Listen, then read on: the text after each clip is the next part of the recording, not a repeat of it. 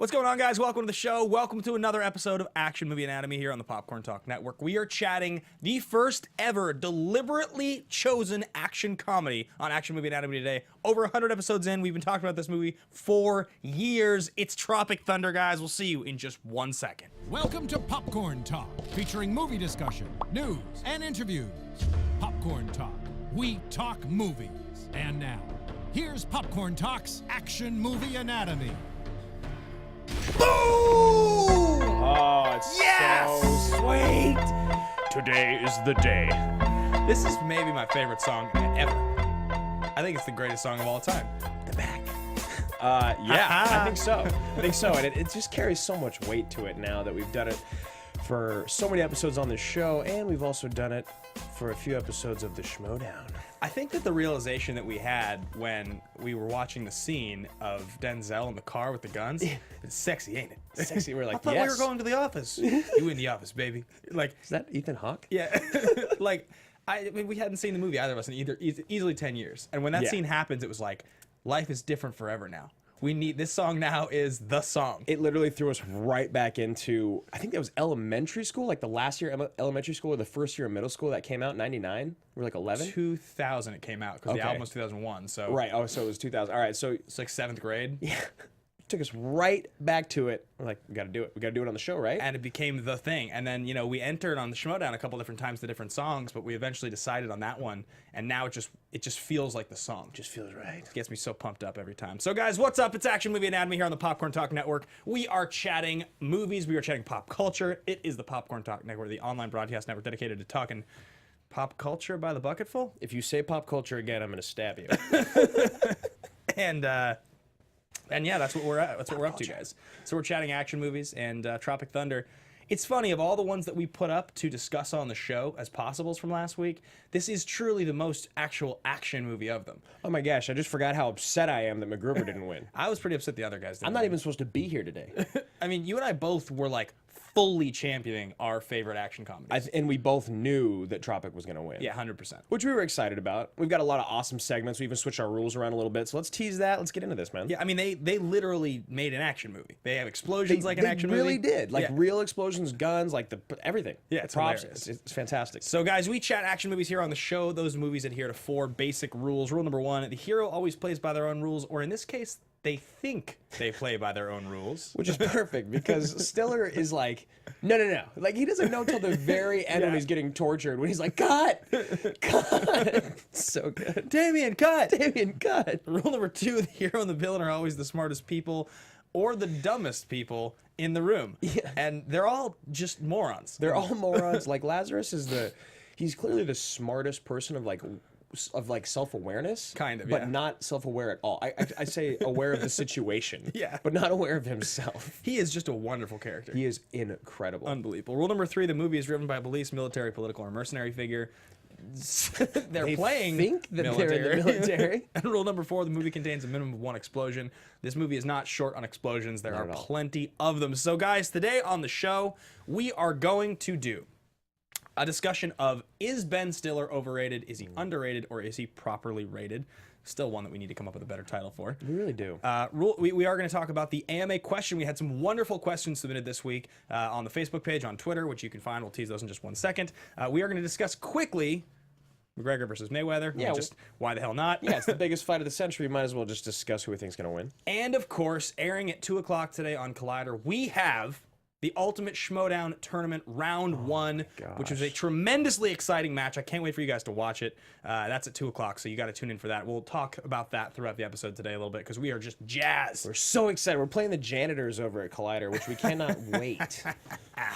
So yeah, guys, that's the show today. That's gonna be what we're talking about. So let's move on to our plugs, and then we'll get into thesis statements. So if you guys want to follow along with the show, you can find me personally at Ben Bateman Media. You can find our podcast on Twitter at AMA Podcast.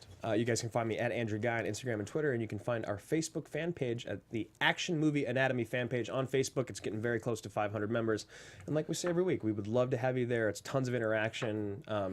Everything that is related to the show and action movies gets several to dozens to even 50+ comments. So yeah, it's been it's a new thing. It took us 100 episodes to start it, and we didn't even start it. It was Jay Clymer and Eddie and Richard Eric Jarvie. You know, we had a few of the dedicated loyal fans of the show.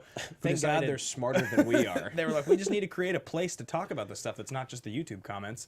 And they did, and the first week it was like 25 people, and we're like, oh, you know, who really knows who listens to this show? And then every week it's like 10 to 25 more people get added, and I thought it was going to plateau at like 50, 60. Yeah, I just didn't know how many people idea. really wanted to join something to talk, and every week. So we're going to hit 500 people probably. But I mean, I would think by the end of the day today we'll hit 500 people in the group. So yeah. Anyway, guys, thanks for listening and thanks for watching. Let's get into the episode. So we're gonna start out by watching the trailer to the film and then getting into thesis statement. Sweet. I love the music. Something happening here. What it is ain't exactly clear. Like, this is a real action movie right now. Yeah, totally. I'm coming, man. Oh, you down, me, Foley? Sorry, can we cut? What is going on here? Hey, I'm about to jump out this helicopter like Wesley Snipes. I'm doing the scene right now. What scene? The scene is about emotionality. Where is it? God, I am dealing with a bunch of prima donnas. The action guy who left the fridge open. The award winner. Critically acclaimed Australian actor Kirk Lazarus He's holding underwent the a 5 controversial Oscars. procedure in order to play the platoon's African-American sergeant. I know who I am. I'm a dude playing a dude disguised as another dude. The comedian. You think you can do what I do? Take a picture of this. This summer. Want to make this movie right? You take those boys up there, put them in Nolte. Nolte is an awesome character in this movie. Just a complete fraud. The movie they think they're making. Exterior, rainforest, dust. Cut in jungle. Isn't The end when they're all like escaping, and everyone keeps mentioning, he's like, "When did you get hands?" And last one, "Oh fuck, you go ahead." exactly. Let's use it. That's one of my favorite moves. The roll. No, when he's got the arm out, the arm out shooting. Not on the same flight? Excuse me, Kirk, but I've done a lot more big budget event driven films than you have, so I think I know this. Jesus, sorry man, you all right? You leaned into it. You leaned right into that. What do you mean, you people? What do you mean, you people?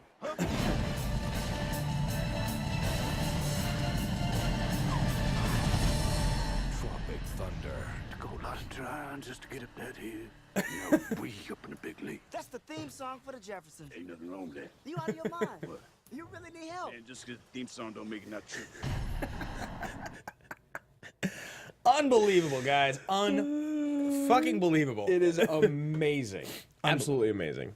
So, guys, we're going to get to the next part of the show here. This is Thesis Statement. Now, if you've watched the show before or you've listened to the show before, you know this is the part of the show where we share a big, bold thought about the film. Something rooted in hyperbole. The greatest this, the only this, the first this. Should never be, this is my favorite Ben Stiller movie, or, the best scene in the movie is this. I guess it could be the best scene, but that's pretty loose. I feel like we really like to talk about the movie as a whole, or some element of the film that really stands out. And so I'm going to jump in first with mine because I'm excited about mine.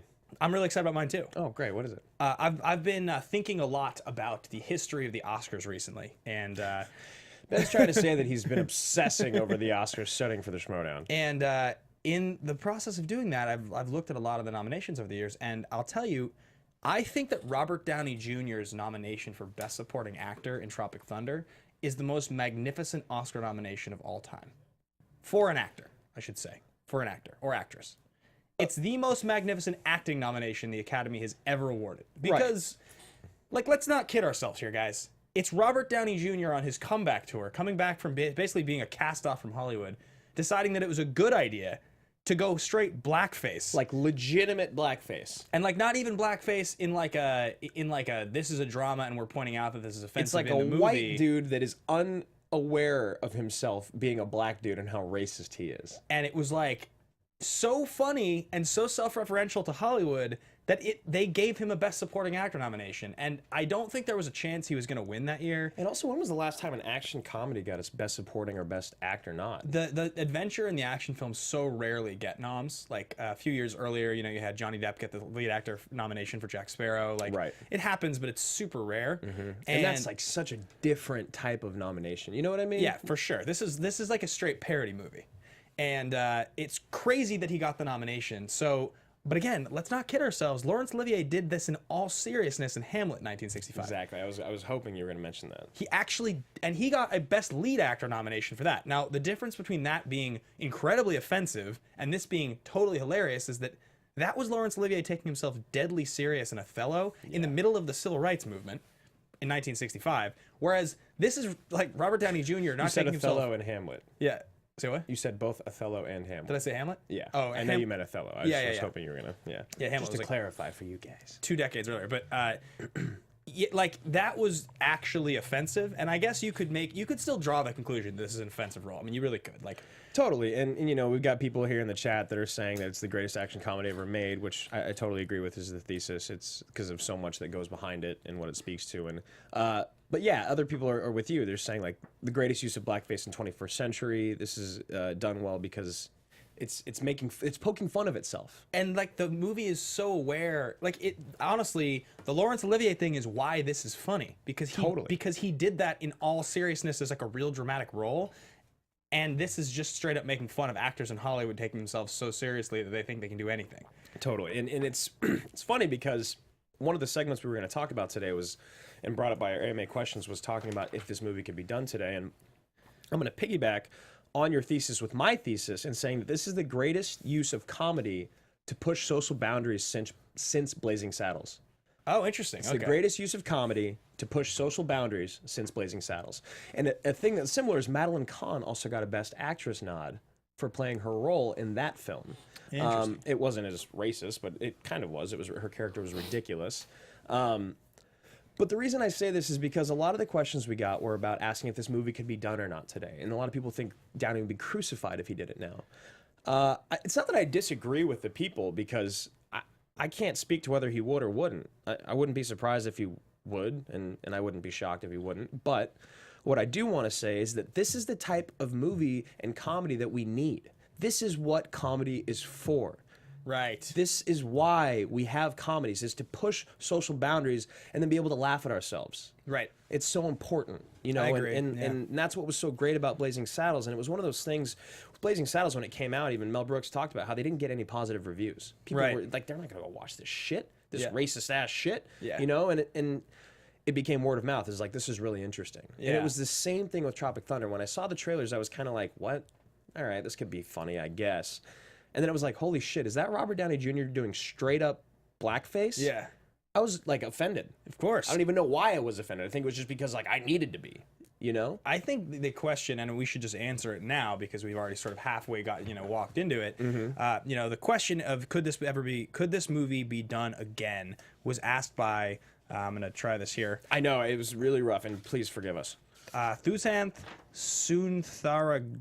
Wow, that's a hard name to say. It's a beautiful name. Suntharalingam. Wow, thank you so much. I am so sorry for saying your name that way. But I'm so glad that you commented from wherever it is that you live. Yes. And so the answer to the question of could the movie be done again today, I think yes, but I don't think that this would be like, I think so. The big protest of this film when it came out was the Simple Jack stuff. Which is the thing that kind of aged poorly, even though you still laugh. It's funny, but it is in terms of like low-hanging fruit and not actually doing anything interesting.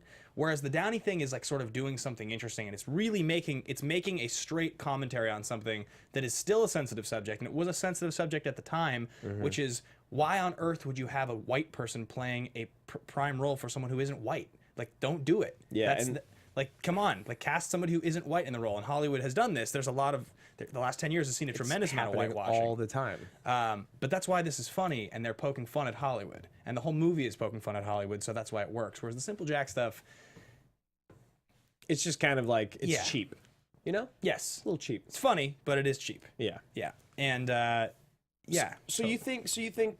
Yes, this movie could be done now, but I think in specifically today, like 2017, I think that the Downey character would be pretty frowned upon. It's not a good time for that right now. yeah, it's really rough. Tensions right are now. very high right now, and I don't think.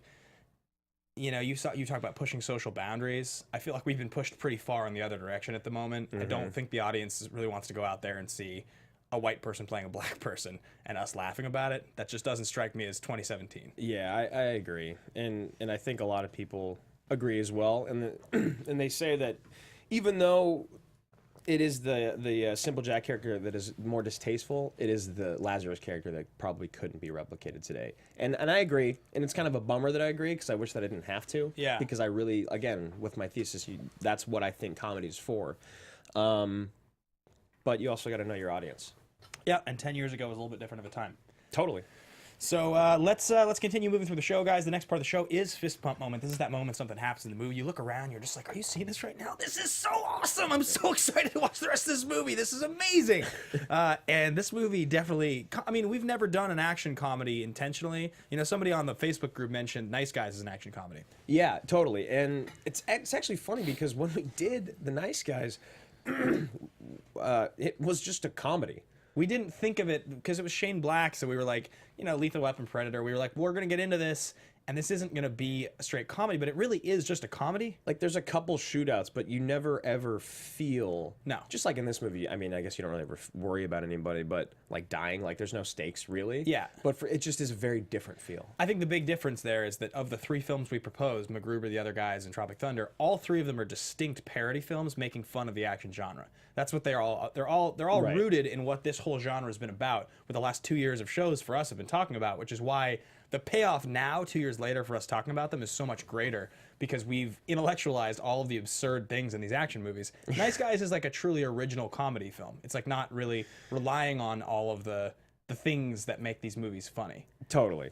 And this one has it, and I'm going to mention it right now, is when, you know, Richard Jarvis in the chat talking about when Ben Stiller shoots the M16 one-handed, which Yeah. you mentioned, which is just like, Yeah. that's a thing. And like, you know, Lazarus does it again later when he's like, oh, get some, and he shoots two, and he's just like turning and shooting. It's just so stupid. And the C4, oh God. I think, okay, so I'm going to jump in with my fist pump moment right now. And I originally wanted to go with the first time that you see Lazarus and the contacts in the trailer. Yeah. Because, like, I'd heard before watching the movie, people were like, oh, the trailers are the best part. And I was like, well, okay, trailers are... Yeah. I didn't really get it. Yeah, of And then, course. you know, the movie starts and you see him. And when I saw Downey, I died. But I think my real fist pump is when Cooper gets blown up.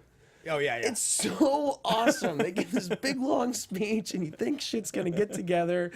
And then he just blows up. You're like, what the And you're like, oh yeah, this is exactly what I want out of this movie. And then of course Stiller like picks his head up and licks it. Yeah, it's just like it's excellent. So that was mine because that was when I was like in the world. Yeah, totally. Yeah, yeah, it's amazing. This is Nigel Cockburn. Is that his Nigel Cockburn. Or no, Damien Cockburn. Damien Cockburn. I think my fist bump moment is, so the first 10 to 15 minutes of this movie, we can all agree are pretty spectacular. Yeah. Like they could have existed as their own 15 or 20 minute film and it would have still totally been like, this is amazing. Because it does everything you want. It establishes the absurdity of everything, how seriously they're taking it. MTV's Best Kiss winner yeah, 2000. Totally. The trailers into the thing, and you don't even really need the rest of the movie because I honestly, I truly think the rest of the movie's worse than the first 20 minutes. Like, I think you get everything you want. You get all of the funny stuff. You get Downey doing plenty of Downey. Mm-hmm. You get like the trailers. You get every character. Yeah, that's fair. That's interesting. Yeah, I don't think the rest of the movie's bad. I just mean I think the first 20 is clearly the best part of the movie. You wouldn't get Cruise. This is true, and that is the one part of the rest of the movie that's like brilliant. He's so good. Is this the greatest surprise role by Cruise ever? This might just be the greatest surprise role by an actor ever. He's the biggest movie star of all time, and he dances with fat hands and a fake headpiece. And he's such a prick. And nobody knew that he was going to be in it. There was one leaked piece of news that his lawyers had taken down immediately. Yeah. Oh my God. Yeah, because when I saw it, I lost my shit because you see McConaughey first. In 2008, when I saw this movie in theaters, guys, this is how like not a big a Tom Cruise fan I was then compared to now. I didn't even realize it was Tom Cruise. What? Yeah. Holy shit. I didn't even realize it was Tom Cruise. After the movie, somebody pointed it out to me, and I felt like I got hit in the face with a ton of bricks. Like, That's unbelievable. 2008, like I was a Cruise fan, but like I didn't grow up the biggest Cruise fan. Yeah, neither of us did. Yeah. We've grown to love him. We've grown to love him. Oh, I have a good story for you. Richard Eric Jarvie story. That's fantastic. I almost like want to play the recording on the show. So we were talking about fist pump moments, and my fist pump moment is during that opening sequence when Downey goes to save Stiller, and they do the Platoon knockoff, right. where Stiller's like getting knocked around a bunch of times. He gets shot like 20 times. Yeah, which is funny too, by the way, because historically, with actually that scene in Platoon, the take they use in the movie is the reason that like it looks so weird is because the blood packets exploded early of Willem Dafoe. Oh, so he's like moving. And so it looks like he's getting shot extra times than he is, and it's a little bit out of sequence, but the shot was so perfect that they decided to use the take, and that's the Right. definitive shot. It's on the cover of the movie. I want to just do this real quick. We're going to go to this camera. Hey, late to the party. How's it going? Hey, what's up, late to the party? How you guys doing? You excited for your first round in the tournament? We wish you the best of luck because we really, really want Critically Acclaimed to get destroyed. Yeah, we do. Unfortunately, you're going to lose because Critically Acclaimed's a better team. Yeah. Anyway, we're glad that you're here. Glad to see you. Just kidding, guys. Maybe I'm kidding. Maybe I'm not. I don't know. He is totally kidding. We're so happy that you guys are there. Shut up. No.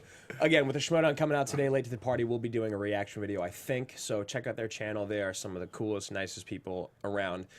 And they also just really helped our record. We really appreciate that. It's definitely the wild match, our late to the party match. If you guys watching the show didn't watch it, go watch it because it is awesome. Yeah. And crazy. It's the highest scoring match in the history of the Team Schmodown. And they're fantastic people. Yeah. So what is your fist pump moment, Bateman? It's the beginning There's sequence. so much water on the desk. What happened to you? I just bumped it because I'm so excited.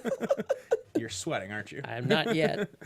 So it's when Stiller is like getting knocked around, and Downey's like, "We gotta save him," or whatever he does, and he but even the way that Downey runs in this movie, yeah, it's like he's running as what he thinks that black character would run or like. something. I don't know if he's running with a limp or something. What it is? No, he's just I don't know. I don't know what it is, but it's like he starts running, and then he does the he shoots behind his back, or he's like, "Get some!" And he does that move. Get some!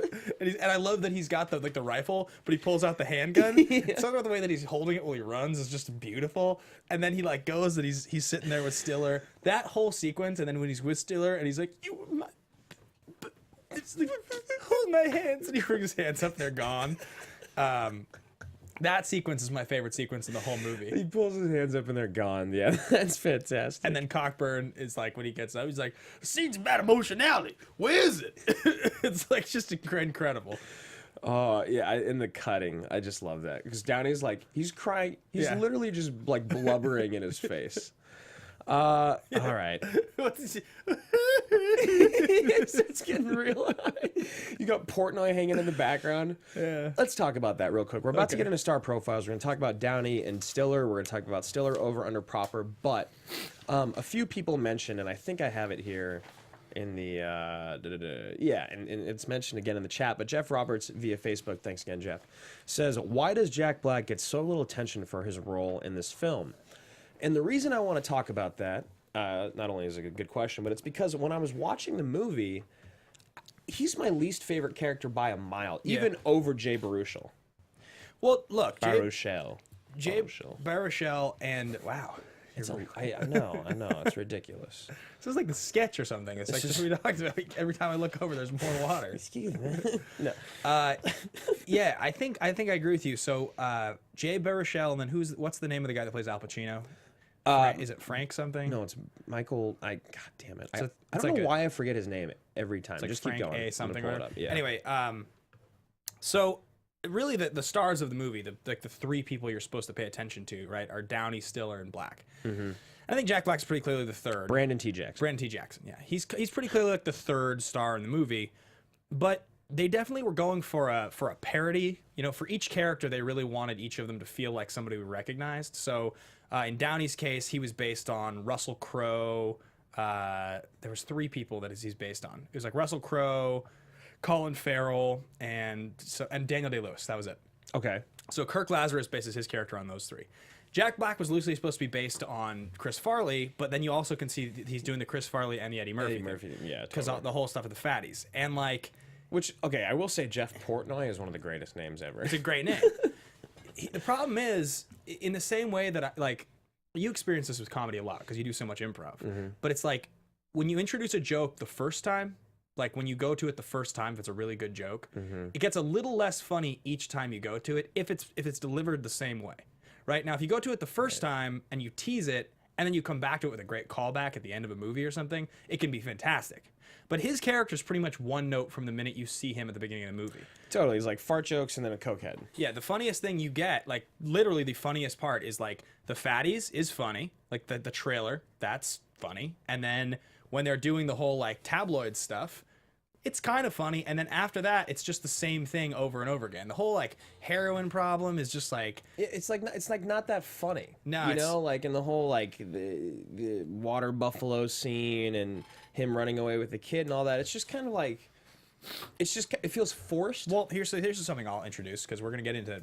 Well, actually, I'll save this because we're gonna have a conversation about Stiller. Okay, yeah, so I was gonna say it feels forced, but it's not that Jack Black does a bad job. No, he does. He does a good job. He does a good job, and I think Jack Black's very funny. And 2008. When was this for Jack Black? This is post School of Rock. Yeah, that was 2006. I think it was 5? earlier. Or no, I want to say that was 4. like 3 maybe. Yeah, something right in there. It's like pretty early 2000s. And Tenacious D and the Pick of Destiny came out. Yeah, that's 2006. What it was that Tenacious D was blowing up. Yeah. Because that was the time that the Flight of the Conchords and all that was getting big. Yeah. So Jack Black was blowing up in the world, and I feel like he hosted something really big. His big run was like 5 years. I think Kung Fu Panda's around the same time here. Uh-huh. But like definitely this is right in the heart of it. So it was sort of like, okay, we're going to put 3 of the biggest names together. And so he got that top billing, but at the end of the day, his character just wasn't as interesting. It was sort of like you didn't really need a third. Yeah, it was just kind of one-dimensional. Yeah. So whatever, he does a good enough job. Let's get into star profiles. Let's talk a little bit about Robert Downey Jr. first, because he's the most interesting star profile for this movie. Yeah, this is like you're literally lighting the fuse to the rocket right now. I think that is. Like, going into the stratosphere. Because so all right, let's just go back a little bit to history. So Downey Jr., he comes from a famous family. He in the late 80s, he's breaking through with a bunch of movies. He's in a bunch of stuff, like tons of stuff in the mid to late 80s. He's one of those names that everybody knows. 91, it's 90 or 91, he gets the Oscar nom for Chaplin, and looks like he's this guy. He's breaking through. Late 90s comes. We both know him from U.S. Marshals. He had like a drug or something. Yeah, he had a lot of major drug problems. Major drug problems. He's like, I think he's the guy that like passed out in some random person's backyard, and they found him passed out with his shirt off or something. He had a lot of problems. He went to rehab. People wouldn't work with him. And in the mid 2000s, he starts to be on the comeback tour. I think he's in Gothica, if I recall. I think RDJ is the greatest comeback in Hollywood. Yeah, because he's one of the top 10 stars alive right now. I mean, like, he's such a big star that the biggest production company in the world can't afford him. Yep. Like, that's how big he is. Yeah, we've got a friend who's working on in the Marvel franchise, and I've heard stories of, like, he's a super nice guy, but, like, when he's working, it's like an RDJ a day. Like, it's a very much like everything is about him. Yeah, it's like he's totally professional, and he shows up, and he knows his stuff, and he's great, but it's like the level of stardom is like very clear. He's like, he is the pinnacle of that franchise. Yeah, and this is not a spoiler by any means, but there's just been rumors of him getting killed off in the franchise because he's too expensive. Yeah. You know? Yeah, well, I mean, he's done after, right? He said. That's, exactly. So, but so RDJ, and so that's where he's at in his career, and this is literally, Iron Man's the same year. So Charlie Bartlett's 07, Lucky You's 07. The reason you guys don't really know those movies very well. Charlie Bartlett's a good movie. Yeah, but I mean, they're Iron Man, for sure. is because he was kind of on the comeback tour. He was doing, I believe, A Guide to Recognizing Your Saints is like 2005, maybe. Oh, yeah, I forgot about that. I like that movie a lot. It's a really good movie, but again, that was like a pretty under the radar drama. He was really trying to get back on the horse, and Sherlock Holmes is right around here. It's like within a year, I think. I think he might be the next year. And he just, for a couple years there, he just went back and forth between playing Tony Stark and Sherlock Holmes. And then his career now is just stratosphere. Yeah, he's incredible.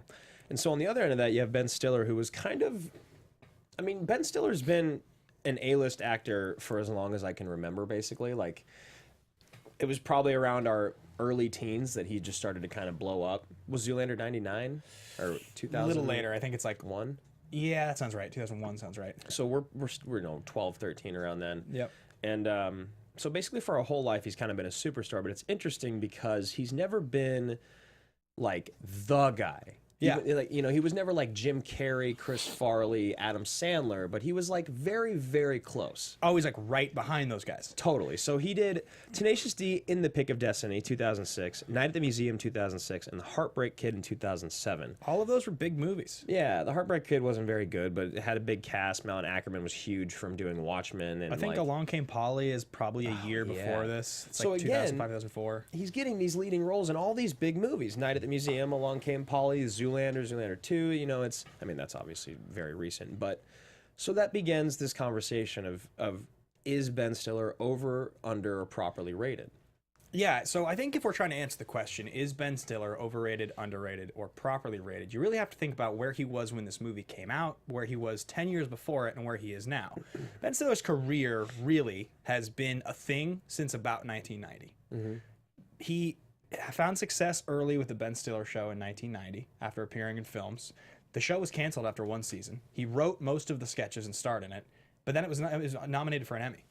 And It's so funny. And we've actually featured it on the show. yeah, it's really funny. The 90s proceeded to be a weird sort of in-between where he couldn't figure out, am I a dramatic actor? Am I a writer? Am I a director? Am I a comedic actor? And that's what the whole beginning of the 90s was. It's not really until the mid-90s when he breaks out. He directs Reality Bites in 95. In 98, he's in Something About Mary. He's got that mid to late 90s run, and then that's when you've got Meet the Parents kicks off, and you've got Zoolander in 01, and then he becomes part of the frat pack, and that whole thing happens. So that whole part of his career, I think you can easily say at the time, he was probably properly rated because the movies were all very successful, and he was always a top 5 comedy name during that time. Definitely.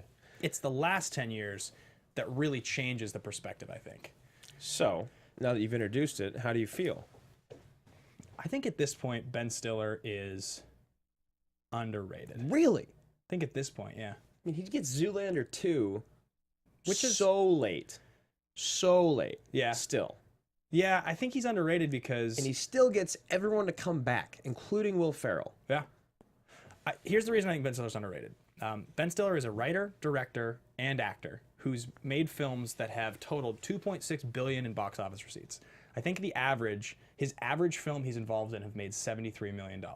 And he's been making movies since like 1991. Yeah. So I don't think the world really quite appreciates or understands the level of talent there. I think they see Ben Stiller and they think Ben Stiller, he's Gaylord Fokker, and they think he's Night at the Museum guy and he's Zoolander, and that's what he is. And he's that guy who plays the one note of being unreasonably angry really well, and he's kind of funny, but he's always a little less funny than you want him to be. It always feels like he's trying a little hard. But what you don't realize is that he, in a lot of cases, wrote the movie and directed the movie and produced the movie. He was behind all of it. And that's where I think people don't get it, is that he's so much more talented than most of his counterparts. Yeah, and I mean, when you put it that way, he's a superstar. He's exactly what you talk about, and he figured it out 20 years ago when it's like, you need to be able to do everything in this business. But that being said, I think that Stiller's had an incredible career. You know, you talk about Zoolander and Meet the Parents and Reality Bites, and then you go into Tropic Thunder and, you know, everything that you just said. Right. And then you have Zoolander come out, Zoolander 2 comes out, I mean, and it's pretty goddamn terrible. Yeah, it's bad. You know, but it doesn't, I don't think it tarnishes his career at all. No. I don't think that the next thing that comes out with Ben Stiller in it, you're like, well, Zoolander 2 sucked. It's not like we were really expecting it to be a great film. We were just kind of hoping. Yeah. But the guy gets the opportunity to do everything and anything. And he is one of the most respected and most successful comedic actors ever. So, like, as much as I hear what you're saying, and I think he does need to get more respect, I think he gets a shitload as it is. Yeah. And I think that he is properly rated. Okay, you think he's properly rated? Totally. I thought you were going towards overrated for a second. No, not at all. I don't think he's see that overrated. argument too, yeah. Because he's fantastic. I mean, he is very good, but there is that thing that you say that he's never as funny as you really want him to be. And there's only a few times, like in Dodgeball. Like, I think Dodgeball is probably his greatest role. But we've always said this. It's the same role as Heavyweights. Yeah. Well, I was just gonna say. So I think if you take all of our favorite comedians, the guys that have made us laugh the most in our life, it's like Oh my God! And him and Stardew. Thank you for reminding me. Him and Happy Gilmore. Yeah, he's amazing. He's so good. What a tremendous looking trophy you have there. That's so good. Oh, tidy there. He's well, and then he has the okay. This is what I was gonna say. Like most of the comedians that we love, the people that are the funniest in the movies, at the end of the day, they have one or two characters that we remember. That's what it really is. Maybe they have 10 characters that they did at Groundlings when they were training or something like that. But at the end of the day, when it comes to the stuff they get featured in movies to do, they have basically one character, like the one thing they go to. That's the money in the bank. When they get brought in as a cameo in a movie, that's what they do. And sometimes, if they're lucky, if they're a really talented comedic actor, they'll have 2 or 3 really ridiculous characters that people remember them for. And I feel like with Stiller, and all the greatest have them for sure. I feel like with Stiller, he kind of plays that a little bit annoyed. Okay, like he plays that. Uncomfortable. Yeah, I'm a little uncomfortable. He plays the straight man, and he plays perturbed, the unreasonably angry guy. Yeah, and that's like those are like the 2 things that he does. And like, it's weird because even if you go back as far as the early '90s, if you go back to the Ben Stiller show, like when they would do like parody sketches of like, you know, like a sexy perfume commercial for like a garden hose. Right. He's like the hunky guy with the 6-pack who's like got the garden hose, and I think to some degree, he just got caught in a little bit of this place early in his career of, is this guy a leading man? Is he a dramatic actor who's like handsome, or is he a comedian? And he never quite got away from it. Because the other great comedians that you talk about didn't really have to struggle with that. No, Jim Carrey, Chris Farley, Adam Sandler, all these people, they were never, I mean, did Adam Sandler have a phase of like being sexy? Not really, right? Like he was just like he was a comedian. Just like funny, and like people thought he was hot because he was funny. He didn't try to get into dramatic acting in the same way that Jim Carrey didn't try to get into it until like later 10 years into their career. Like when they had already had like comedic hit after hit after hit after hit. Yeah, that's interesting. All right, so let's move on. I mean, to production development and how this movie was made and who made it. And you talked a lot about Ben Stiller, $2.6 billion worldwide. Yeah. He 13 episodes of his own sketch show. He created the Ben Stiller Show. Is there anything else that we should talk about with him? Well, I think so. Let's talk about the writers as a group here, because I think this is pretty interesting. Oh, Mystery Men too. Yeah, he's so good. Yeah, I think this is pretty interesting. So. Justin Theroux is quietly like the most under the radar, massive star in Hollywood. That's like what I was realizing as I was reading about this and thinking about it. So a lot of you guys don't know this. Justin Theroux co-wrote Zoolander with Stiller. He came up with the idea with Stiller to like fully do this whole idea of actors, filming a fake movie. Justin Theroux is married to Jennifer Aniston. Yes, I knew that. He just starred in The Leftovers. He's got roles in movies over the years that you guys would remember. He plays Bryce, the best friend of Patrick Bateman in American Psycho. Mm-hmm. He's in Mulholland Drive as the director who's being forced to choose the wrong actress. He's in like Inland Empire. He's in Miami Vice. He's in The Girl on the Train. Like, he's a legitimate, like, big-time actor. Very successful actor. Big-time movies. Yeah. He's also written this movie, co-wrote Zoolander 2, co-wrote Iron Man 2. Like, the guy is a stud. He's straight up just a star. Rock of Ages, anyone? And so I think that's kind of crazy. He co-wrote this movie with Ben Stiller. Now, Stiller, we mentioned, obviously he's been behind all these things. I think there's another really, really interesting writing credit on this. Etan Cohen. Yeah, Etan Cohen. Like this guy, you think he just kind of came out of nowhere, but he's worked in this comedy era with Madagascar, so he's worked with Stiller before, or I mean, I guess this is post. Yeah. Actually, at the same time, and then Men in Black 3, which was kind of god awful. Yep. Why do you think they brought this dude on board? Etan Cohen. The way that I can read this here, and I didn't dive too deep into Etan Cohen. It struck me as when I was reading all of the history of how this movie got made, he feels like he's the rewrite guy or the script doctor. And especially if you look at the movies that he's worked on, whether you're talking about Madagascar 2, Tropic Thunder, Men in Black 3, he feels like a guy who probably did a good job on something at one point and then was brought on to work on TV and film as like a doctor to help like, tighten the script up. Because he has some TV credits as well. But it's pretty clear, like, Ben Stiller had a small part in Empire of the Sun in 1987, which is where he got the idea to make this movie. And then he brought it up with Justin Theroux years later, and they sort of developed this, like, full script. And the original idea was to send a group of guys to one of these like military boot camps that the actors go to, and they're like, I really felt like we were in the military, because Stiller was like, you idiots, like you're not soldiers, like soldiers are American heroes, you're actors at a boot camp.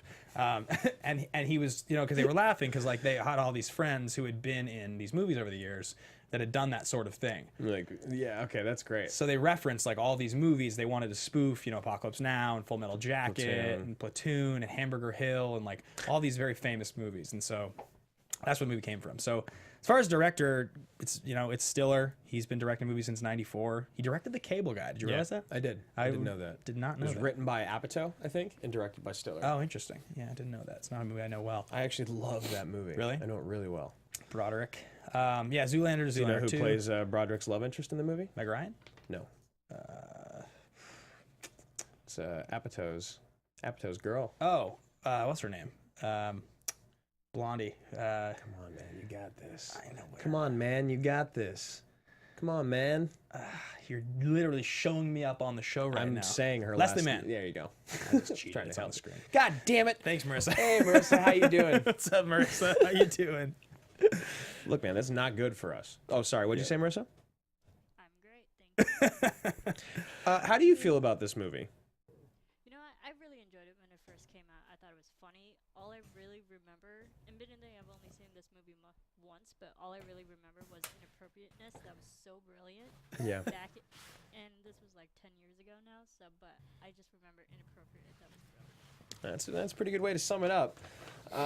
So before we get into the money here, let's talk really quickly about the producers. We got Stuart Cornfeld, Stiller, and Eric McLeod. Yeah, it's basically Red Hour Productions and DreamWorks Pictures partnered together to do this film. They are best known. It's Stiller's company, and they're best known for comedies like Zoolander, Dodgeball, Tropic Thunder, Why Him. They've got a few others in there, like they did that movie The Ruins, a few movies that are kind of in the horror genre, but Late to the Party beat you to it. very good. Late to the Party. They're still in the chat, huh? Of course they are. Be nice. I love Late to the Party. No, I know. I'm impressed you guys are here. I know. Thank I'm you. so happy you guys are here. For It's sticking with because us this everyone's long. just dying to watch them. At That's 2 p.m. nothing to do. Yeah, I know. So excited. All right, so getting to money here. The studio that produced this was Paramount, which is now DreamWorks. It was $92 million to make, which was probably just a lot of star power and explosions. Which we didn't talk about Danny McBride at all, who is so great. Oh yeah, and this is totally in the heart of Danny McBride becoming a somebody. Yeah, 'cause he's like trying. Hot Rod's like the year before. I want to say The Foot Fist Way is probably like 06 or 07. Foot Fist Way. Remember that movie? Oh my God, I totally forgot that movie existed. Was it like Diedrich Bader or whatever plays I don't even remember. the trainer or whatever? Yeah. Wow. Anyway, it cost $92 million to make. It opened August 13th of 2008. It grossed $110 million domestically, an additional 77 worldwide, for a grand total of $188 million, just barely doubling what it cost to make, which is very surprising to me. And I think a lot of it has to do with its odd marketing and the blackface in the trailer. I honestly do. Yeah, it was the 23rd highest grossing film domestically that year. You know, definitely not as successful, I think, as a lot of people wanted. It's funny, you know, Downey was in the number 2 highest grossing film that year, which was Iron Man. Yeah. And What was the number 1? Offhandedly, 2008. I'm not sure if I can remember. I'm just surprised Iron Man wasn't. Yeah. Oh, The Dark Knight, 100%. Oh yeah, yeah. Dark Knight was 1 and Iron Man was 2. So awesome year for movies, actually. Yeah, it was a great year, and that was another thing that we wanted to talk about was the supporting class, which we'll get into right after this. Yeah. With the critical reception. So yeah, this movie has a 7.0 on IMDb. It's 82, 78, and 70 respectively for critics, top critics, and audience, which is funny. I can't believe the audience score on this is the lowest Rotten Tomatoes score. Me too, and it also has obviously an Oscar nomination for Downey. I don't really get it. I honestly don't. Yeah. At all. Yeah, I just don't understand. I don't have any words for it. It's funny that it's the exact same as IMDb's. I don't think that's ever happened where the audience score is the exact same score that IMDb gives it, even though they're rated differently. You know, here's my theory on this. This movie makes fun of 2 very, very, very sensitive social issues, right? Mm-hmm. So the simple Jack character being a challenged character is funny if you don't have someone in your family who, you know, is a challenged person. It's funny if it doesn't touch you personally in a way that makes you feel embarrassed to laugh. But if it does, I can see not liking this movie. I can see giving this movie a bad review. And I think the same can be said for the Robert Downey Jr. character. you know, comedy's funny if you think it's funny, and it's offensive if you think it's offensive. And I think there's a lot of people that were pretty offended by this movie. The Simple Jack fake movie website that was up to promote this movie, along with, you know, Al Pacino has his energy drink Booty Sweat. They sold that. That was a real product for sale. You know, the Simple Jack stuff. And then there was a, I think it was called like Make My Skin Pretty, was a fake website about getting pigmentation surgery. Oh, okay. Gotcha. And this was all promoted, and all of this was part of the marketing campaign behind this movie. And I do think that that stuff was funny, but also like offended a lot of people. And I think that's probably why the audience score, you know, the audience is not, it's not their job to critically analyze this and talk about why being self-referential to Hollywood is Just good whether or bad. you like it or not. It's like how it made you feel. It made me feel like a 6. Right. You know? Exactly. Like, I think that's really tough. If your brother's autistic and you watch this movie, you probably don't want to give it a good review, period. Like, it's probably not funny to you. Yeah, because it's just cheap humor when everything else is so highbrow and intelligent. And I think that that's why this movie probably doesn't get the credit from the audience that it otherwise might. That's just my theory. I think that's a great, I got nothing else to say. So let's get into favorite line. This is like an excellent segment for this movie. And we're going to start off with my favorite line because it's basically this whole segment. Yeah. But I'll tell you exactly what it is. Marissa, we got a couple-minute clip here to queue up, guys, because the worst thing is hearing Ben and I regurgitate great comedy. This scene is fantastic. For your information, my revenue stream currently generates $2 million a year. His fucking face is so just like pompous. And why am I in this movie? Maybe I just knew I had to represent. Because they had one good part in for a black man, they gave it to Crocodile Dundee. Breaks, kid. That man's a national treasure. I just wanted to throw another shrimp on You know that's a true story? Wait, one baby got eaten by a dingo. Fellas, it's hot. We're tired. It I'm stinks. fucking with you, Kangaroo Jack. I'm sorry, a dingo ate your baby. You know that's a true story. Lady lost a kid. You about to cross some fucking lines. Relax. You know what? Fuck that, man. I'm sick of this koala hugging nigga. Tell him he's... He slaps him. Favorite line. For 400 years. That word has kept us down. Fuck. Took a whole lot of time just to get up that hill. Brandon T. Jackson's excellent. The big leagues. Kid, I'm turning bad. Long as we didn't see me, baby. That's the theme song for the Jeffersons. You really need help. And just because the theme song don't make it not true. It's unbelievable. You know what? I'll tell you what's true. I'll take you back. All right, Marissa, thank you so much. Just because the theme song don't make it not true. Yeah, the look on his face before 400 years is unbelievable. Yes. It's just like, he is such a good actor, man. He really is. I can't believe the ability to do this role and like just, yeah, it's just incredible. I mean, we're not even talking, like, we have literally not even talked about going full soloist. We haven't talked about it once. Which and is one of our favorite segments. It's arguably the funniest scene in the entire movie. I mean, really, it's the most referenced scene in the whole movie. When we covered Collateral with our buddy John Sheck, who he's a very, very vocal person online about dyslexia. He talked a little bit on here about learning his lines and about how it takes him longer to learn lines because he's dyslexic. So he's definitely somebody who is a very, very vocal member of the community, talking about having any kind of difficulty like that. And we were like crying laughing watching that scene on the episode. And I think the conversation we had that episode was actors that go full soloist, trying to win the Oscar. And that, you know, I think we talked about Jamie Foxx going in the soloist, and Cuba Gooding in Radio. Yeah, there's like, you know, classic examples. He talks about I Am Sam in the movie here, and which is funny because Sean Penn got a nod for that. Yeah, and the scene, like, the sequence is so good, like Stiller and like the way and like the stuff that Downey's saying to him. Yeah. Oh yeah, you really swung for the fence with that one. Swung for the fence. Really quickly here, Joel Hammond, our buddy, is saying, have either of you seen the commentary? It needs to be discussed. RDJ stays in character the whole time. Yeah, right. During the commentary, I haven't seen it because he has the one line in the movie that he doesn't drop the character until the DVD commentary. Yeah, exactly. My other quick favorite line is when Jack Black kind of has this moment of clarity. He's like, I was doing this low budget titty film on Skinamax. You remember it?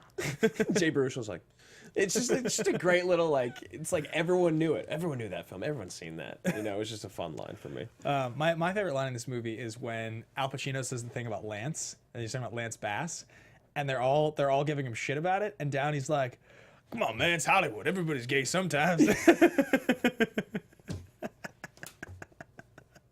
Like, the brilliant stuff like that is like, you guys are all in Hollywood all the time, so everything that's in the script is like, that's like a funny thing people say in Hollywood. Totally. And that's like, and like his delivery of like patronizing and condescending at the same time is like, fall in the bathtub, laughing your ass off. You know, things like that. Yeah. Problem being retarded and acting retarded is you don't know you're retarded. It's like just the way he just like kind of like goes on. He's so good. He's so good. Forrest Gump, you won a ping pong competition. Slow, maybe retarded. No way. So we're gonna get into our anime question next, guys. We already answered, can a movie like this ever be done again? And we don't think so as much as we think that it should be, if that makes sense. Why does Jack Black get so little attention for his role in this film? We covered that as well. We think it's just because he's kind of a one-dimensional character as much as we think he does a great job. The other leads, and honestly everyone else around it, just has more depth. Yeah. And lastly, from our good friend Mike Cohen, he's at MC Cohen or M Cohen 76 via Twitter. He said, "Should Stiller have used real action stars instead of comedians?" Well, I think it's a funny question for multiple reasons. I like that question. Yeah, definitely. At the time, Robert Downey Jr. wasn't an action star. Robert Downey Jr. became an action star. He became a huge action star. Yeah. You know, Tom Cruise, huge action star. Ben Stiller, a fake action star. Yeah. I guess the comedian character, even Jack Black gets his arm blown off in The Jackal. Really? Yeah, and then he gets blown up. I've never seen the Jackal. It's a large caliber gun. Wow. It's a very good movie. Cool. We should cover that on the show soon. Anyway, The sorry. Jackal. Yeah, so I don't think this movie would have been funnier because you can't, like, I'm sorry, putting who's an action star that you would even begin to think might have the chops to pull off Downey? Right, like you would have to just put, I think, Snipes. Yeah, but then you lose the whole comedy behind the role. But then it's just not funny. It's not funny at all. Unless Snipes is playing whiteface right in his like real world Kirk Lazarus character, which could also be, and I think would be less offensive to people, which is fucked up to say. Yeah, no, it would be, and I understand what you're saying. Yeah. I don't know. Now, okay, so yeah, my thing is it's the exact same point that you have. It's the precipice is Downey. Yeah. There's no action star that I think has the chops to do it. Statham would be hilarious. With the accent. Oh, God. So we love the question. I think I'd love to see a short, like maybe they reenact one scene of it, but yeah, I definitely don't think so. Yeah, I think so moving on to this next part of the show, well, two things. First of all, I mentioned this earlier and I just want to point it out. So on Anchor, I was doing a show every day for a while called Fist Bump Film Club, which I stopped doing. But I was counting down my 50 favorite films of all time on Tuesdays, and I brought it back a couple weeks ago, so I've been counting the list down. I saw yesterday you did Truman Show, right? Yeah. And number 40? Number 40, yeah. Yep. Yeah, so I'm 10 deep now. And I've had a bunch of the listeners of this show who have been calling in with theirs. And Richard Eric Jarvie last week called in with his number 41, and this was my favorite thing. So he says in the beginning, he says, "I'm not even going to say what this movie is or give any details because you and Drew have talked about it so extensively. It would never have made my top 50 had you guys not talked about it on the show so much. Oh, I know what it Listening is. to you guys talk about this, it made my top 50, and he gives the whole thing, and he's like, I'll just leave you with this one line. Come find me when you wake up. And I was just like, made me so happy. Just made me so happy. And so I wanted to just give you a shout out, Richard, because for those of you that don't know, it's Edge of Tomorrow. It's Yeah. one of the great. It's Emily Blunt. She says an incredible line. There's another great one in there that we love, and that is it's in the shed. When Cruz is talking to her, she's like, "How many times have we been here? Yeah. Oh, we've been here before, haven't we? How many times? Yeah, how many times? Yeah, so good. We don't make it past here.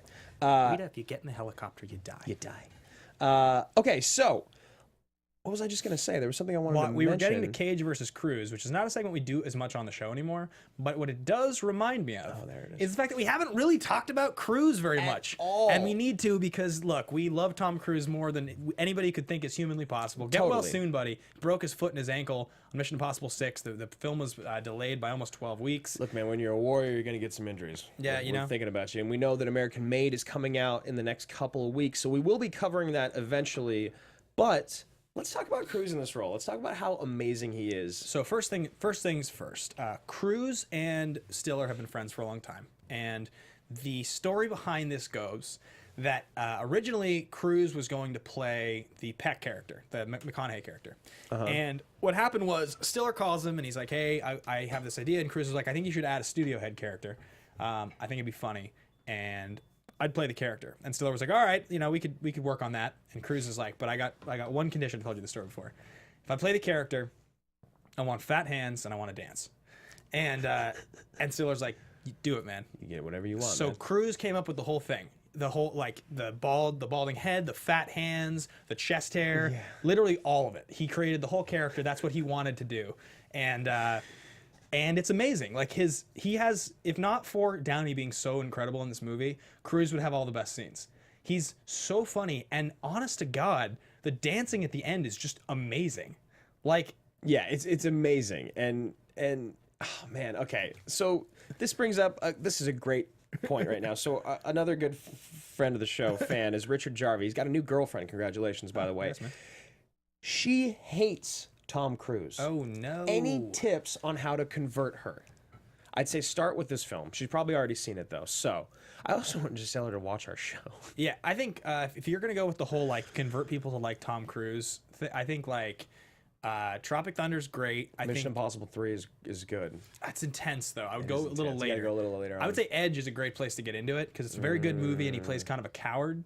I think it's just a good movie overall. It's a hard movie not to like. It's funny. It's quick cuts. It's kind of awesome. He's very cruisy in it, and then maybe go back and watch Risky Business. Yeah, Risky because Business it's is kind of him as a young superstar. He hasn't emerged. He's not totally comfortable in his skin, but you see, you're like, this guy's gonna be something. Yeah, you see it when you watch it. It's impossible. And I would say after that, I think Jerry's a pretty good one. I think McGuire, like, it's like corny, but it's also like held up really well. It's like it's hard to sort of not just love it. So Britta, just Tom Cruise is the best. He's the fucking best. And Richard is also one of the best. So, you know, great minds think alike. Just try to hop on board here. Next segment, Mayweather versus McGregor. I just have like a really hard time. It's like, it's got to be Mayweather. It's got to be Mayweather. You can't walk into someone else's sport who is the greatest all time at that sport. He's the greatest defensive boxer ever. Yeah. I mean, I don't know that much about boxing, but I've heard it. And like, you can't walk in there and play a sport. Like we saw Michael Jordan walk onto a baseball diamond. We saw what happened there. Yeah, and he was, he was an unbelievable athlete, and he was okay at baseball. He was all right. Kind of. Was he double A? Yeah, he played like a season and a half. I mean, Yeah. I think if he had played another season, maybe he would have gotten a little better. But like, yeah, it's kind of ridiculous. But it's gonna, people will watch it. It'll get a lot of attention, and that'll be that. I think for me, that's, I think it's pretty shut and dry. What do you Yeah, think? I mean, for us, unfortunately, it's not much of a fun segment because we both are in complete agreement that Mayweather. Maybe we should make a. No, we don't. No, we can't make a bet because I already have money on Mayweather. No, I can guarantee this. The audience here, if you guys watch Schmodown at 2:00, you'll be entertained. I can guarantee that. I can guarantee that. There's some entertainment for you. All right, so we just have. Oh no, this will be interesting. Our categories.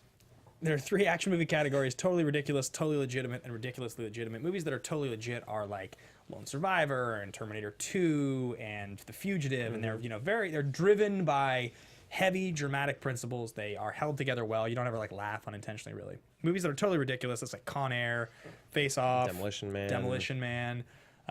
There's been a lot of them that we've done on here. We love them. Independence Day Resurgence. Yeah, horrible movies. And then you have movies in the middle category, ridiculously legitimate, which are like The Rock and Predator and Speed and John Wick, and they're silly, but they're held together by at least one really, really, really strong piece, whether it's a great performance or a really good premise or one incredible scene or something like that. It's interesting because if we did MacGruber on the show, Yeah, it would be totally ridiculous. yeah. And if we did the nice guys on the show, I think I or one of us or maybe even both of us called it totally legitimate. Probably, yeah. This movie is definitely like, it has those like Stiller elements that make it like just like, okay, this isn't as good as it could be. This is not as smart as it needs to be. I love it. The first 3 comments immediately are, I think it's totally ridiculous. I think it's totally legitimate. I think it's in the middle category. Amazing. Yeah. For me, it's pretty clearly totally ridiculous. Yeah, I mean, I really want to say that it's totally ridiculous, but I think I have to go middle category. Because Downey? Because Downey is so great. The world is so fun. Stiller is so stupid. Yeah. And like Nolte is so good. He's just a fraud. Like there's something about it Bill that Hader, for we me. literally haven't said his name once. Yeah, Bill Hader's great too. Nutless monkey and could do your McConaughey. job. I think for me though, what makes me like it less than the other guys and McGregor is that it is a little bit too legitimate for some reason. I don't even really know what is legitimate about it, but maybe it takes itself too seriously, or I think like one thing that you can always say about comedy films, and this one in particular, is that the final 35-40 minutes of these movies is usually not nearly as good as the first hour. Yeah. And I think this is the same. It's always like that. It's just because you end up having to like actually do legitimate story things to wrap the story up. So running around and shooting guns and hiding behind things. Right. It's just like not as good. And the other guys is the same way. The ending of the other guys is like not nearly as funny as the beginning. All of McGregor is perfect. Yeah, the ending of McGregor I think is the funniest of the three. Oh, it's so good. You know, so like a broken record with that. All right, so our next category here, we have one thing left, and it's called The Pitch. Sweet. So we got kind of a weird one for you guys, dude. I'm so excited. I think this is going to be great, and there's a couple reasons for why we're doing it. Yeah. So what we've got coming out this week is Soderbergh has a film out right now called Logan Lucky, which is getting really great reviews. It's the first Soderbergh movie in a little while to really have quite a bit of excitement and buzz around it. It's a totally original concept. It's got Channing Tatum. It's got Daniel Craig. It's got like Adam Driver. It's kind of it just looks like a kind of a fun. I'm not even sure what it's really about yet. I'm gonna probably see it this weekend. We were thinking about what's going on right now, what would be interesting to talk about, and we were like, you know, has Daniel Craig been in any movie that we think has the quality to cover on here that isn't a Bond movie? And the only two that came to mind were Layer Cake and Road to Perdition. I would say Defiance was the other one I considered, but yeah. That's good too. Yeah, that's fine. But we both agreed when we talked about Road to Perdition. First of all, the movie's amazing. I just recently watched it again, and it's so good. Yeah, I mean Newman is in his great final role. Hanks is at his hanksiest. Jude Law is like really weird and creepy. Yeah, Daniel Craig's great, and it's a legitimate. Daniel Craig is a straight up fuck. It's a legitimate action movie. Yeah, it's got like shootouts. It's got like legitimate action scenes. It's based on a comic book. It's a really good movie. It's Sam Mendes' follow-up to American Beauty. This was the first film he did after winning the Best Director Oscar and winning the Best Picture in '99. And I think this movie is going to be so fun to cover. Like, there's a lot of scenes in this movie. I think I already know my favorite line. I think I already know my fist pump. Like, there's some really great stuff in this film. The music is perhaps some of the greatest that we've ever heard. It's so beautiful. This movie is really good. I can't wait to talk about it. It really is kind of like an American classic that's been very forgotten. I think that's one of the things we'll discuss is how kind of forgotten it was. So yeah, Road to Perdition next week. And guys, I know we said last thing, but one last thing. Again, there's about 20 minutes now before the movie trivia showdown, the Ultimate Showdown premieres with team action against Deep Cuts. Tune in. It's on the Collider Network on YouTube. We usually don't promote other shows, but we got to promote We're this. excited about it. We can't wait for you guys to watch the match. Every showdown match we've had so far has been a blast, and we hope you guys enjoy the match. So go check it out. It starts at 2:00, and congratulations yesterday to Team Trek for their win. Yeah. If we do win today against Deep Cuts, then we will have to play them, which was. I mean, Team Trek is just Scott Mance. We all know that. And Scott Mance went off in round 2 about our boy Tom Cruise, which we just, that's in bad taste. Yeah, what are you doing, Mance? Yeah, come on, man. Now we got to come for you. Yeah. And that we will do. So, anything else you got today, Bateman? No, I think that's going to wrap it up. If you guys want to follow along in the conversation, you can find me personally at Ben Bateman Media. You can find the podcast at AMA Podcast on Twitter. You can find me at Andrew Ghai, and you can find the Facebook page, Action Movie Anatomy fan page on Facebook. Let's get to 500, and let's grow that to 5 million. Road to Perdition, guys, next week. Same time, same place. Tune in. Thanks for watching. Thanks for listening, and have a good one. Bye. From producers Maria Menounos, Kevin Undergaro, Phil Svitek, and the entire Popcorn Talk Network, we would like to thank you for tuning in. For questions or comments, be sure to visit popcorntalk.com. I'm Sir Richard Wentworth, and this has been a presentation of the Popcorn Talk Network. The views expressed herein are those of the hosts only and do not necessarily reflect the views of the Popcorn Talk Network or its owners or principals.